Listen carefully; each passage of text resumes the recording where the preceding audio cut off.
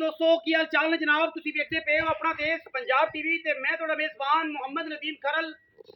सब तो पहले अपने चैनल को करना है सबसक्राइब ते बेल आइकन ते क्लिक करना है एक अच्छी ते बेहतरीन वीडियो दा नोटिफिकेशन हमेशा की तरह वीरां भरावां ते सज्जणां नूं मिलदा रहे जिवें कि वीरां नूं पता है वीरां वास्ते नीली दे बेहतरीन और नायाब हीरे असीं लैके हाजिर होने हैं।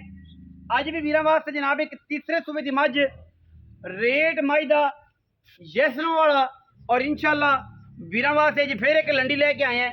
अगे भी जनाब वीर बड़ी लंडी दे जनाब रोले ने अज भी इंशाल्लाह वीरां वास्ते जी लंडी लैके आए हैं और उम्मीद है ये भी रोले पैणगे।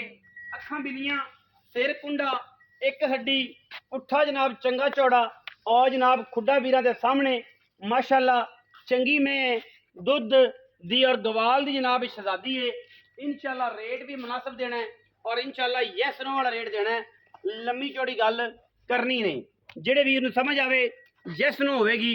इंशाल्लाह चंगा कबाड़ गवाल दी शहनशाह दुध इंशाल्लाह अल्लाह दे फजलो करम नाल ये जनाब मझ 18-17 किलो आराम नाल करेगी। बड़ी बरीक है। मैं पिछे जनाब कट्टा है राती सोई है पहला बोला निकल गया दूजा हुण कटना है।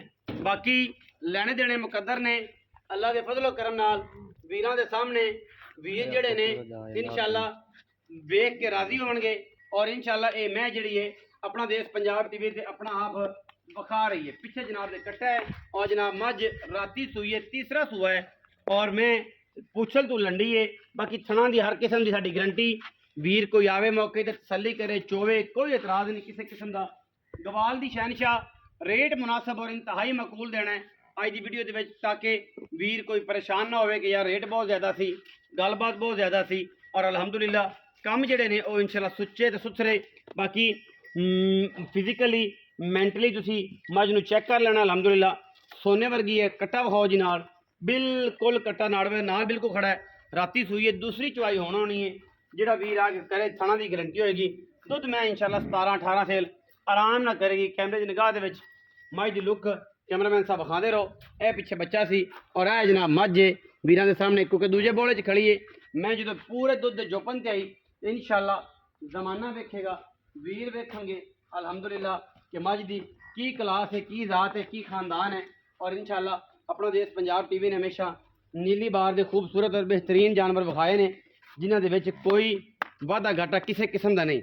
मैं इंशाल्लाह रजावेगी जेड़ा वीर लै गया और इंशाल्लाह कमाल कर जाएगी जेड़ा वीर इनू समझ गया लै गया या उन्हें इनू तक वेख लिया रेट मुनासिब देना इंशाल्लाह ये साडी गारंटी है। और असीं इंशाल्लाह इंतहाई मकबूल और मुनासिब मूल्य अजकल जानवर दे रहे हैं।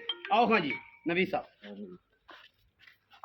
अस्सलाम वालेकुम जी की हाल चाल खैरियत है भाई नवीद मझ जी है किन्ने सुबह तीसरा सुबह सूई कदों है राती दूजी चवाई करनी है थाना दी साफ है मकूल या मुल करना दुध कितना कर जाए की एक्सपेक्ट कर दें दुध इंशाल्लाह 20 किलो करेगी। अच्छा 16-17 भी करे तो बड़ा अल्लाह रे ना 20 करे दी किवें दे लिबास ने मैनू ते किवें दे चवाप इस्तेमाल लगे। अच्छा 20 सिर करेगी गवाल दी शहजादी कोई वीर गवाल चोवे सत बिस्मिल्लाह ठीक है।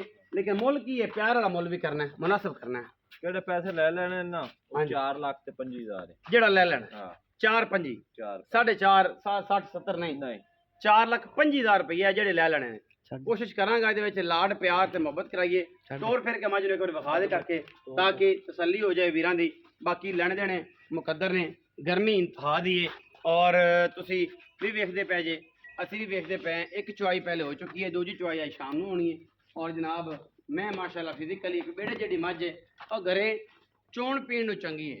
रेट भी इंशाल्लाह एडा लम्मा चौड़ा कोई नहीं मुनासिब तरीन है।